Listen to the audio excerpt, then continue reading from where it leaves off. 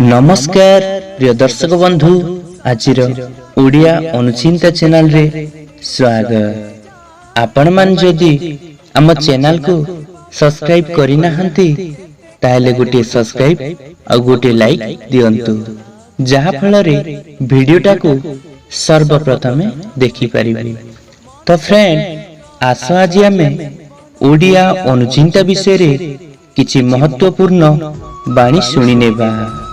जीवन रे भाई और भौणी माने जदि भल पाठ पढ़ी की आग को जीवा को चाहूचंती ताहेले पांचटी नीति पालन करिबा को पड़िबो।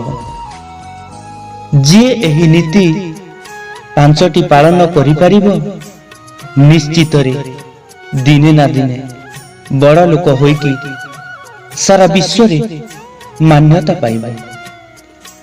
जहा कि यह पाठ पढ़ार पांचटी लक्षण।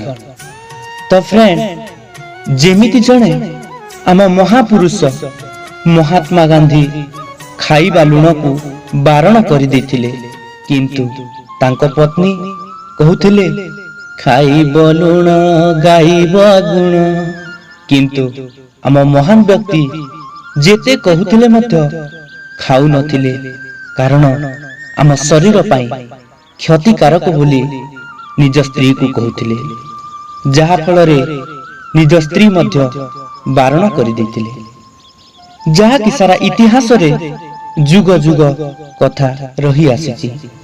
सेमिति एक जिदिया हेबा पाई चेष्टा करंतु, निहाती दिने गौरव अर्जन करि परिबे।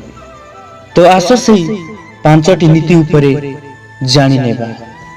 प्रथम रे हेला अल्पाहारी, जहा कि व्यक्ति किछि मात्रा रे अल्प खाइबा। द्वितीय रे हेला स्वान निद्रा, जहा कि व्यक्ति अल्प मात्रा रे सोइबा। तृतीय रे हेला काक स्नान, जहा कि व्यक्ति अल्प मात्रा रे गाधोई की आसीबा।